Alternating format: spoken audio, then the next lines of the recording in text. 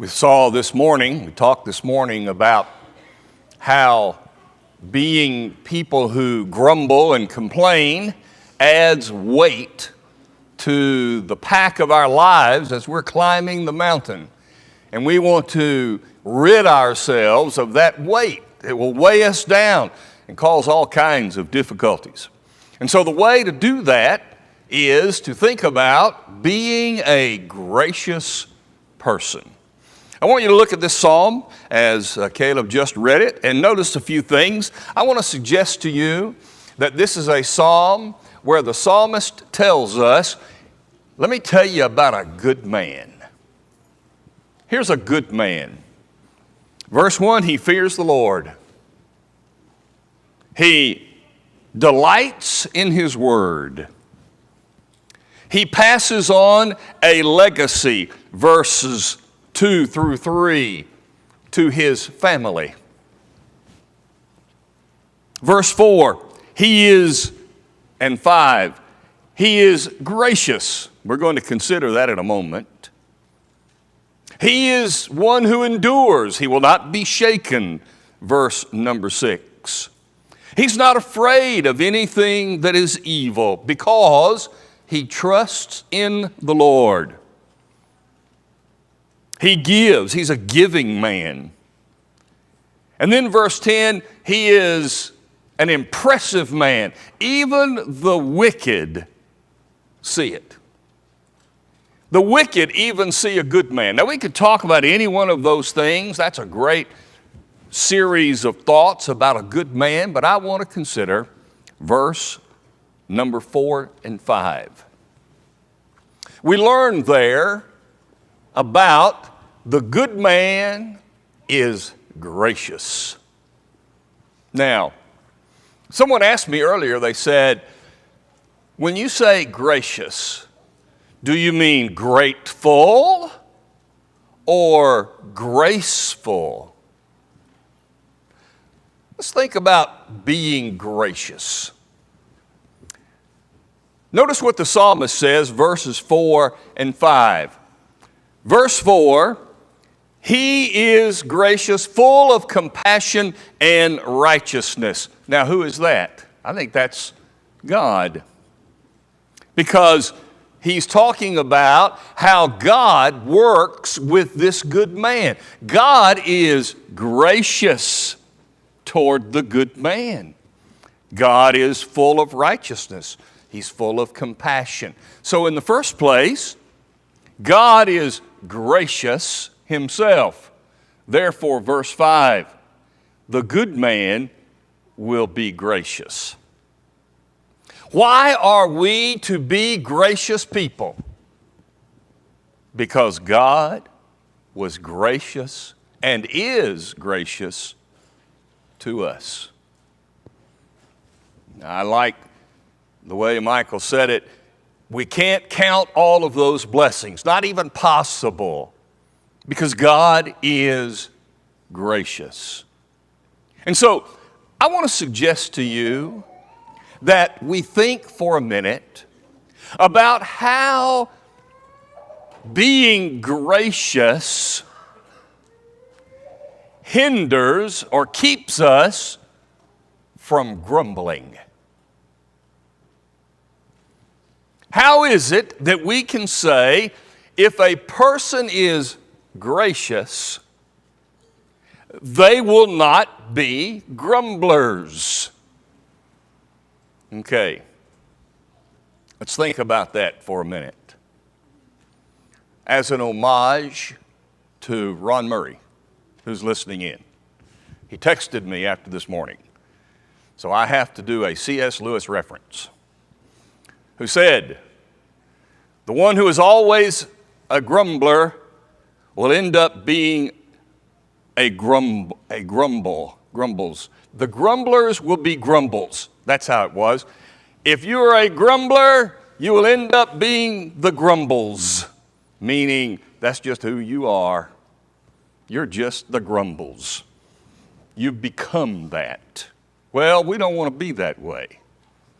Now, I know what he's going to do. He's going to text after this lesson and say, you got it all wrong, Johnson. It's okay. I got the thought, I got the gist. More importantly, I gave the credit. Now, let's talk about how not to be grumbles. Be gracious. God is gracious, we should be gracious. Now, to understand being gracious, I want to suggest to you that being gracious means giving grace. To be gracious is to give grace. I spoke recently while we were out in Branson at polishing the pulpit, and one of the lessons they gave me was from Ephesians chapter 2. If you want to go over there for a minute, passage you know very well, but they assigned this to me, and I began with this thought, this statement. I've heard this many, many times in my ministry life. Maybe you've heard it too. I've been accused, or we in the Lord's church have been accused of being people who never talk about the grace of God. Well, I don't think they're right. I would beg to differ with them, because I think we are a people who understand to some degree the grace of God, but trying to grasp it, trying to get our minds around it, trying to understand it in a real practical and obvious way can be rather difficult. So let me offer to you this understanding of grace, because it will lead us into the concept of being gracious. Grace is all around us. No matter where we turn, we can see the grace of God. Every day, everywhere, all the time. Let's use this illustration. I've used it before with some tweaking. Right now, we are sitting in a room where we are surrounded by electricity. It's all around. Whether we come in, if this room is totally dark, we're still surrounded by electricity. I want to suggest to you that grace is the electricity of Christianity. For by grace you have been saved. Grace is the electricity of Christianity because it energizes us. It provides life to us. That's what grace from God does. For by grace you have been saved. God is the designer of grace. Jesus is the author of salvation, Hebrews 12 and 2. And so from God, the source and the author is how the grace is provided to us, has been provided to us. The Spirit. The Spirit of God is the wiring, delivering that energizing force. And we, by faith, plug into that energizing, not only when we are obedient to the Lord, coming into His family, immersed into Christ, we also plug in on a daily basis to access that grace from God. And it is our faith that allows us to plug in. Though this electricity is all around us, it is absolutely worthless to us if we don't plug in. Think about all of the people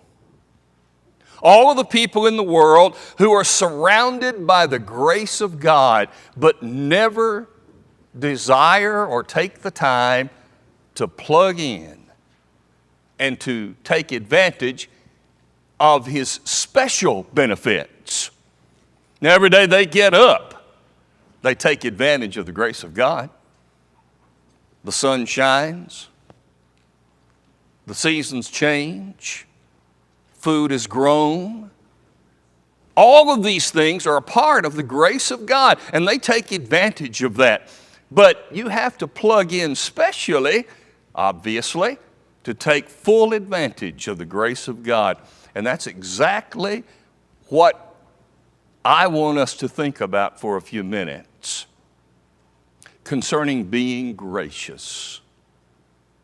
To be gracious people, to give grace.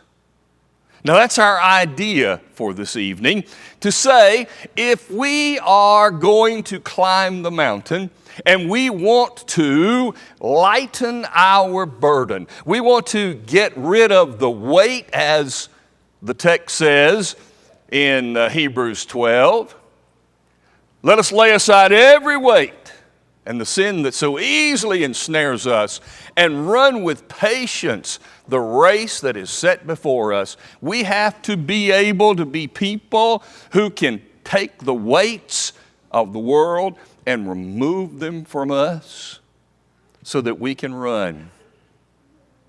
We're in, I guess, the final stages, but we've been in this Olympic time. And I love the things like the track and field.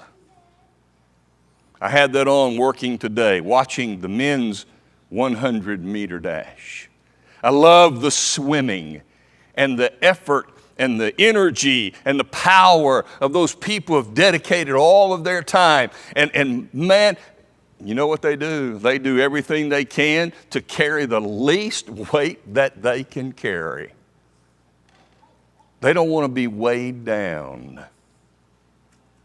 With our illustration of electricity and plugging in, I want you to notice with me how we are people who, if we are gracious, God will use us. If I plug into Him, God will use me. He will use you for His service. For instance, many of you, many of us, might have in our homes plugged into an outlet some kind of fragrant diffuser. The Bible says that when we are His people, when we plug into Him, we become a diffuser that He uses. 2 Corinthians chapter 2. In fact, he says, through us the fragrance of God is diffused. When the diffuser is working at home, you walk in the room, wherever it is, if it's down the hall, doesn't matter. It has filled the house and you can smell it. Of course, if somebody hasn't taken the trash out in a while, that diffuses as well, and you probably have smelled that too. The idea is that God wants me and you to be a diffuser of His. People get to experience the fragrance of God through us. And that's being gracious. So, people who grumble and complain and yet claim to be God's people plugged into Him, what is the fragrance that people think about God because of what these grumblers and complainers do? I want to be a diffuser. Number two, When we plug into the grace of God, God will use us as His Bluetooth speaker. We got this box in the mail this week, addressed to us. I didn't order it. Rebecca didn't order it. Opened it up, and it's this other box. And it's this Bluetooth speaker. Now, it's not one of these. It's one of these. And so I looked at it. I didn't order it, so I'm a little nervous. And I looked it up online. $500. Man, send it back. Or at least find out if I paid for it or not. If I didn't pay for it, I get to keep it. So I get to checking it out. I missed an email. Apparently, when I switched internet, they sent me a Bluetooth speaker. When we are speaking for God, when we are speaking God's words, we are, in the same vein, Bluetooth hooked to Him. Because we should be speaking what He wants us to speak. We should be speaking what we are connected to Him to speak. Like we said this morning, let no corrupt word come out of your mouth. But Peter would say in 1 Peter 2 and in verse 9, he calls us out.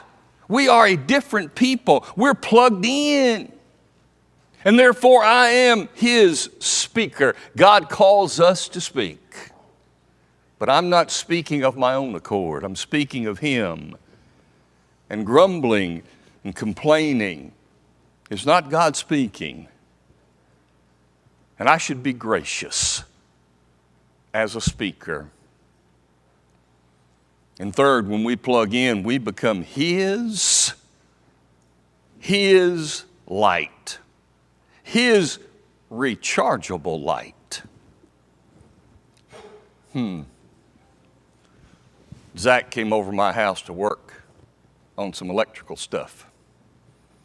Well, I had gotten this new rechargeable light. And it's a work light. And it's just cool. Well, he had never seen one. And when he finished all that work, the nut did not want to be paid. I'll fix you, buddy.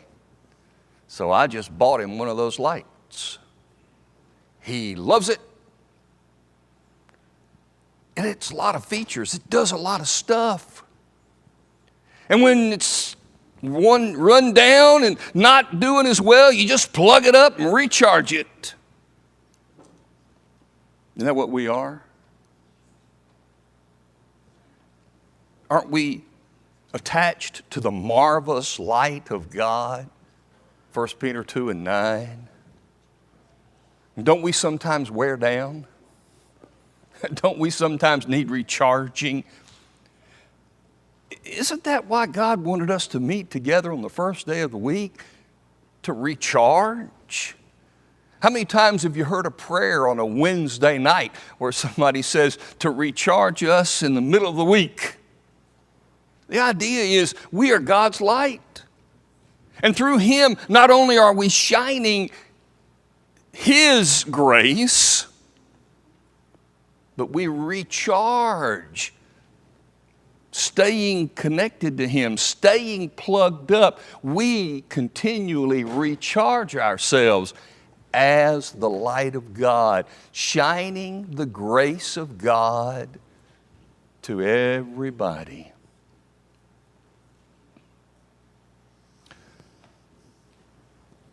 I think it is important for us to address how to be gracious. How am I going to be gracious?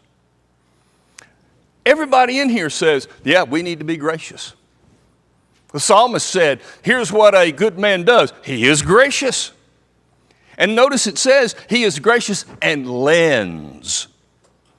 I think that's because the word gracious or grace is a giving word. It just is. It's a giving word. And therefore, when we are gracious, we are giving people. So how are we gracious people? How does someone evidence being gracious? Well, let's think about a few ways that maybe we can do that. One would be that we are able to say when someone is offensive to us, when someone attacks us, when someone is mean to us, we don't respond with another mean thing. To be gracious means, oh yeah, they wronged me. But you know what? Here's how I'm going to respond. Didn't Jesus say that by doing that, you pour cold water on them? People are going to grumble. People are going to complain. And I want to make sure that I don't respond in kind. And that is gracious. I think it also means that I can admit when I'm wrong. Maybe when they come to me, I simply say, you know, you're right. I messed up. I'm wrong. I admit it. And sometimes when people come with criticism and you simply say, you're right, it just deflates the situation. Maybe they came with an attacking mentality. And they wanted you really to stand up against them and to challenge them. And you just simply say, you're right. You calm the situation. You calm it down. Therefore, I think I should think the best of people.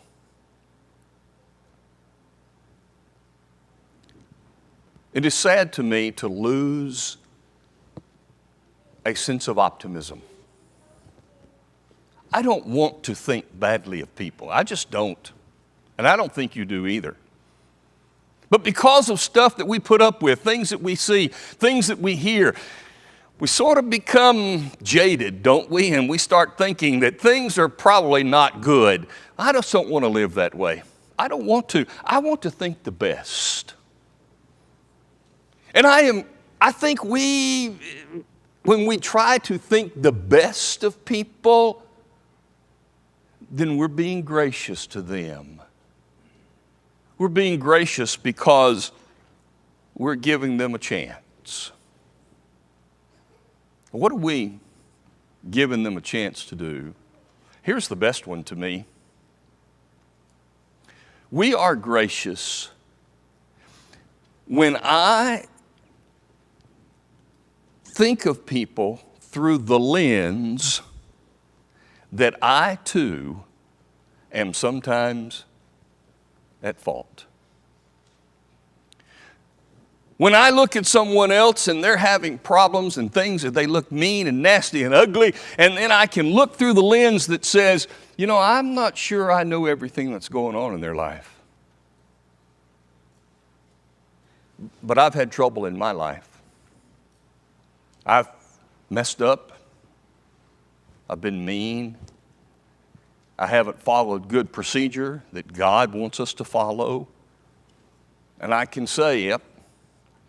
But I want to look through the lens that says, your shortcomings are no different than my shortcomings. And if I'm willing to look at you through the lens of my shortcomings, I think I'm more gracious. Because grumbling and complaining oftentimes is a way to say or to deal with one's own guilt, one's own problems. Sometimes grumblers down deep know there's a problem with their own lives, and instead of dealing with it, they just lash out at everybody else. I want to be a gracious person. I want to learn to give grace. Now, granted, God, who is gracious, one day is going to end everything, and Judgment Day will have arrived. Yes, when there's a problem, it needs to be confronted. But there's a way to confront without being confrontational. And that's where graciousness comes in. Because that's going to work in every phase of life. What if you have a religious disagreement with somebody? You think this and they think this. Can that be confronted? Absolutely. Let's talk. I want to hear what you have to say. And I will tell you what I think. And that's confronting the issue. But being confrontational would be, that's wrong. What's your problem? Don't you know if you don't change that, you can't be saved? I remind you, I used the story one time of hearing one of our brethren, not here, I was elsewhere, met someone in the lobby of the church building, visitor. Do you have a church? Yeah, I go to so-and-so church down the road. Well, don't you know if you don't stop that and start coming here, you're lost? Guess what? He stopped coming here and kept going there. That's confrontational. It's not gracious.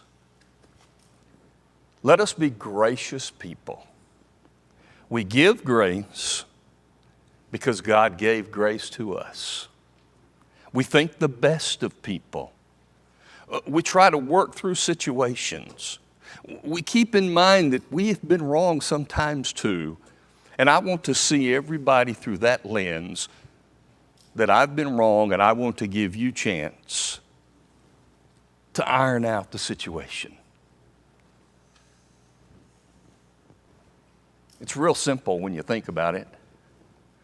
You want to be a grumbler, or do you want to be gracious? Tell you what else is simple. It's easy to grumble. It's a lot more difficult to be gracious.